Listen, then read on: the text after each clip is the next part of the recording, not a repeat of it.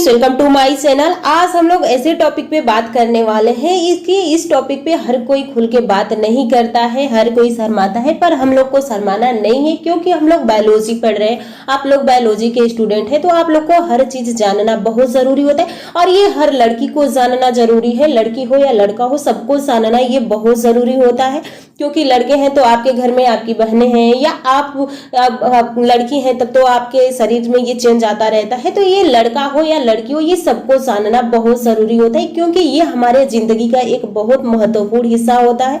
तो चलिए आज हम लोग बात करने वाले हैं लड़कियों में पीरियड्स क्यों आते हैं। तो ये पीरियड्स आने के कारण क्या है, पीरियड्स में इतने ब्लड क्यों आते हैं।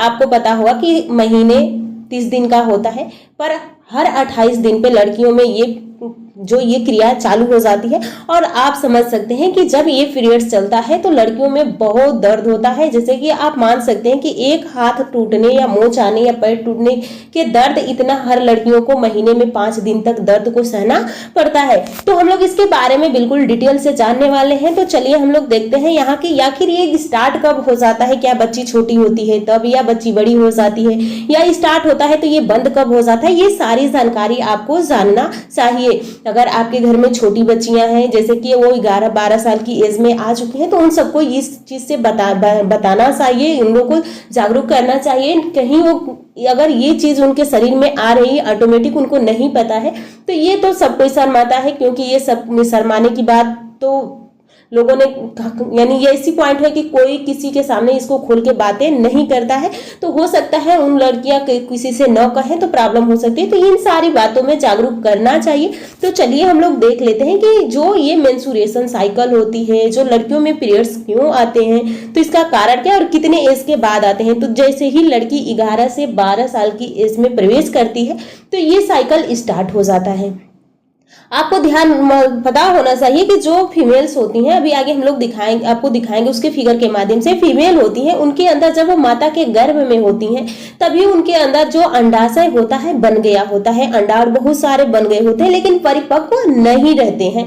जैसे ही वो 11 से 12 साल की एज में प्रवेश करती है तो यहाँ पे जैसे कि जो पहला उन लोग का जो मेंस्ट्रुएशन साइकिल स्टार्ट होता है, पहला पीरियड ऐसा था, उसे हम लोग मीनार्क कहते हैं। और जो लास्ट में जहाँ पे वो जाके बंद होता है यानी 50 से 40-50 के बीच में ये बंद हो जाता है, यानी उसके बाद ये पीरियड्स नहीं आते हैं तो उनको मेनोपॉज कहते हैं। तो मीनार्क और मेनोपॉज से तो क्वेश्चन पूछे जाते हैं पेपर में, आपको पता होना चाहिए कि मीनार्क क्या है। तो जब महिलाओं में ये पीरियड्स स्टार्ट होते हैं, पहला पीरियड्स उन लोग को आता है तो उसको हम बोलते हैं मीनार्क, और जब उनका लास्ट पीरियड होता है यानी समाप्त हो जाता है तो उसको हम बोलते हैं मेनोपॉज। तो यहाँ पे आप देख सकते हैं कि जो ये मीनार्क होता है 11 से 12 साल की लड़कियां जब हो जाती हैं तो स्टार्ट हो जाता है।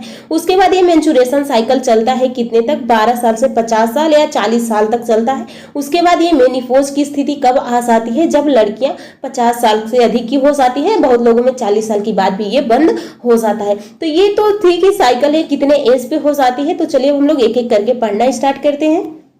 यहाँ पे आपको फिगर में दिख रहा होगा, यहाँ पे क्या है, एक फीमेल की बॉडी है, यहाँ पे उसकी योनि है।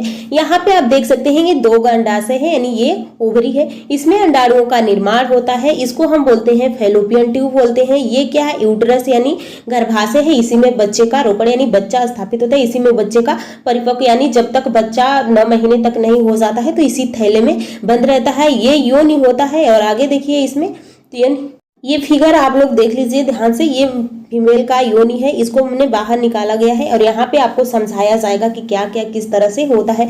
तो ओवरी में आपको पता होना चाहिए कि 2 ओवरी है, पर इस ओवरी में एक महीने में इसमें अंडाणु बनता है तो दूसरे महीने में इसमें अंडाणु बनता है और एक ही अंडाणु बनता है। उसके बाद ये अंडाणु बनने के बाद परिपक्व होकर फैलोपियन ट्यूब में आता है।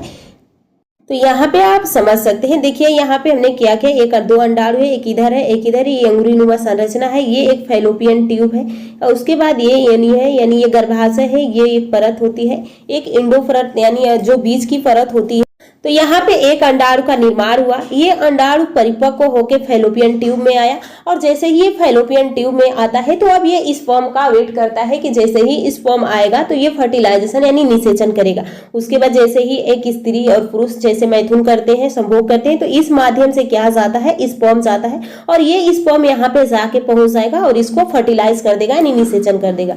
यहाँ पे एक दीवारें बन रही होती हैं जो कि यहाँ पे दीवारें को, इस दीवार को पता है कि अगर जब यहाँ पे अंडाणु बन रहा है तो कोई ना कोई आके यहाँ पे हमारे पास चिपकेगा, तो ये बन रही होती है। लेकिन जैसे ही किसी कारणवश निषेचन नहीं होता है, संभोग नहीं, यानी 12 साल की बच्ची है या संभोग उस स्थिति में नहीं होता है, तो उस स्थिति में क्या होता है, जो ये अंडाणु होता है धीरे धीरे क्या होने लगता है, खराब होने लगता है, नहीं फूटने लगता है, और ये धीरे धीरे सरक के यहाँ पे आ जाता है। और जैसे ही यहाँ पे आ जाता है तो एंडोमेट्रियम परत बनी होती है, ये हर महीने बनती है। जो एंडोमेट्रियम 3 परतें होती हैं, जिसमें से कि ये जो परत होती है आंतरिक वाली परत होती है एंडोमेट्रियम, ये हर महीने बनती है। और हर महीने बनने का कारण होता है कि जैसे ही यहाँ पे जो अंडाणु बाहर चला गया है, यानी मेंस्ट्रुएशन साइकिल समाप्त हो जाती है 5 दिन के बाद, तो जैसे ही यहाँ पे अंडाणु बनना स्टार्ट हो जाता है तो ये भी बनना स्टार्ट हो जाता है। और ये इसको बनाने के लिए जिम्मेदार कौन होता है, तो यहाँ पे आप देखिए, आपको पता है कि हाइपोथैलेमस कहाँ है, हमारे ब्रेन में हाइपोथैलेमस है, जो सबसे बड़ी ग्रंथि है। इन सारी ग्रंथियों को कंट्रोल कौन करता है,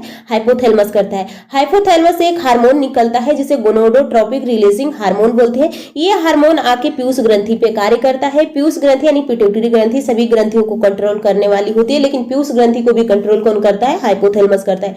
पीयूष ग्रंथि से 2 प्रकार का हार्मोन्स निकलता है, उसे तो कई प्रकार का हार्मोन्स निकलता है, लेकिन जो अंडाणु का निर्माण कराने और परिपक्व कराने के लिए 2 प्रकार का हार्मोन्स निकलता है। एक होता है ल्यूटिनाइजिंग हार्मोन होता है, और फोलिकल स्टिमुलेटिंग हार्मोन होता है। तो जो एलएच हार्मोन होता है अंडा का निर्माण कराता है, और जो एफएस होता है इसी अंडे को परिपक्व करने का कार्य। जैसे कि ये अंडा है, अब इसको पोषण चाहिए परिपक्व होने के लिए, तो ये जो फोलिकल स्टिमुलेटिंग हार्मोन होता है ये परिपक्व कराता है। तो जब ये परिपक्व अंडा हो जाता है तो अब यहाँ पे समझ सकते हैं आप, ये प्रक्रिया अंडे को बनने, जैसे कि मेंस्ट्रुएशन साइकिल 5 दिन तक रहती है, उसके बाद ये 10 दिन तक बनता है। उसके बाद 10 दिन के या कभी कभी 13-14 दिन तक ही बनता रहता है। जब ये बन जाता है और परिपक्व होकर यहाँ पे 14वें दिन या 10वें दिन पहुंच जाता है, तो पहुंचने के बाद ये यहाँ से स्पर्म का वेट करता रहता है। तो स्पर्म का वेट वो 24 घंटे तक ही करता है, उसके बाद धीरे धीरे वो क्या होने लगता है, खराब होने लगता है। तो यहाँ पे जब पहुंचता है तो इधर से स्पर्म जाएगा, निषेचन होगा। जब निषेचन होगा तो भ्रूण बनेगा, और भ्रूण आके इस परत से चिपक जाता है जब निषेचन होता है उस टाइम। लेकिन जब निषेचन नहीं हुआ, अंडे और स्पर्म नहीं मिले, तो अब ये क्या होगा, जो ये वाली परत होती है ये भी, और यहाँ से जो अंडाणु आया है ये परत अब टूटना स्टार्ट कर देती है। और जब ये परत टूटती है तो एक लड़की के अंदर बहुत तेज का दर्द होता है। तो ये दर्द क्यों होता है, आप ही बताइए। कि जब एक खरोच आपके बॉडी पे लग जाती है तो उतना दर्द होता है। तो ये तो एक परत टूटती है, और ये ब्लड की बनी होती है, तो ये परत टूटती है। और जब ये परत टूटती है तो बहुत दर्द करती है, शरीर में ऐंठन होता है। तो अगर पूछा जाता है पेपर में कि कौन सी परत टूटती है, तो एंडोमेट्रियम परत टूटती है, और धीरे धीरे योनि के माध्यम से ये बाहर निकल जाती है। यहाँ पे क्वेश्चन ये होता है कि ये क्या जो ये मेंस्ट्रुएशन साइकिल चलती है कि जो लड़की का योनि भाग होता है उसी भाग से जो ये ब्लड भी आता है और उनका मूत्र भी बाहर कैसे, तो यहाँ पे आप देख सकते हैं, मैंने एक योनि का फिगर भी बनाया है। यहाँ पे आप देख सकते हैं ये बाहरी परत हो गई, ये अंतः की परत है यहाँ पे। उसके बाद यहाँ पे आप देख सकते हैं इस तरफ, यानी एक यहाँ छिद्र होता है, एक यहाँ छिद्र होता है, एक मलद्वार होता है, और ये योनि भाग होता है। जिससे कि ये लोग का योनि अगर स्पर्म आएगा तो इसी रास्ते जाता है, या ब्लड बाहर आता है तो जो ब्लड आएगा इसी रास्ते बाहर आएगा। लेकिन जो उन लोग का मूत्र बाहर करने की अलग यहाँ पे अलग लगी होती, अलग छिद्र पाया जाता है। तो ब्लड को बाहर आने का छिद्र अलग होता है, और यहाँ पे जो मूत्र बाहर करने का छिद्र अलग होता है। तो यहाँ पे आपको हार्मोन्स के नाम भी पता होने चाहिए कि कौन सा हार्मोन जो अंडाणु को बनाने के लिए जिम्मेदार होता है और कौन सा उसको परिपक्व करता है। फिर ये किसके आदेश के अनुसार करता है, हाइपोथैलेमस से कौन सा हार्मोन्स निकलता है, तो गोनोडोट्रोपिक हार्मोन्स, रिलीजिंग हार्मोन्स निकलता है जो पीयूष ग्रंथि पे कार्य करता है। पीयूष ग्रंथि 2 प्रकार के हार्मोन निकालती है, एक एलएच यानी ल्यूटिनाइजिंग हार्मोन निकालती है, एक फोलिकल स्टिमुलेटिंग हार्मोन्स निकालती है। जैसे कि पहले इतना छोटा रहेगा, फिर थोड़ा थोड़ा बड़ा होता जाता है। 7 दिन तक तो ये प्रक्रिया चलती रहती है। उसके बाद ये जब फैलोपियन ट्यूब से यानी अंडाणु से फैलोपियन ट्यूब में पहुंचता है तो स्पर्म का वेट करता है, तो 24 घंटे तक उसका वेट करता है। जब स्पर्म नहीं पाता है तो अब ये धीरे धीरे खुद को खराब करना स्टार्ट कर देता है। यहाँ पे आप देख सकते हैं कि यहाँ पे 1 से 10 दिन तक क्या होता है, बनता है। 11 से 17 दिन फैलोपियन ट्यूब में रहता है। तो 11 से यानी जैसे कि किसी का 1 से 10, जैसे किसी का मेंस्ट्रुएशन साइकिल आया वो पहली तारीख को समाप्त हो गया, यानी उसका 5 दिन पहली तारीख को समाप्त हो गया। उसके बाद 10 दिन तक ये क्या होगा, अंडाणु अंडाशय के अंदर बनेगा। अब ये परिपक्व हो जाएगा। उसके बाद 11वें दिन से ये चला आएगा फैलोपियन ट्यूब में, और फैलोपियन ट्यूब में आएगा तो 3-4 दिन वहां तक रह सकता है। उसके बाद ये 18 से 28 दिन धीरे धीरे ये नष्ट होना स्टार्ट करेगा, और ये फिर धीरे धीरे चला आएगा गर्भाशय में। गर्भाशय में एंडोमेट्रियम की परतें होती हैं, उन परतों के साथ ये टूटता है, परत टूटती है, ब्लड आता है, उसके साथ ये बाहर चला आता है। एक स्त्री में पूरे जीवन काल में 400 से 800 अंडाणु बनते हैं, यानी परिपक्व होते हैं। हर महीने एक एक अंडाणु बनते हैं। ये भी ध्यान रखिएगा कि जो ये फैलोपियन, यहाँ पे आपको 2 अंडाशय दिख रहा है, तो एक अंडाशय में अगर एक महीने में इसमें बन गया, एक महीने में इसमें अंडाणु बन गया है, तो दूसरे महीने में इसमें बनेगा, फिर तीसरे महीने, यानी इससे चलता रहेगा एकांतर करके। एक बार इसमें बनेगा तो एक बार इसमें बनेगा।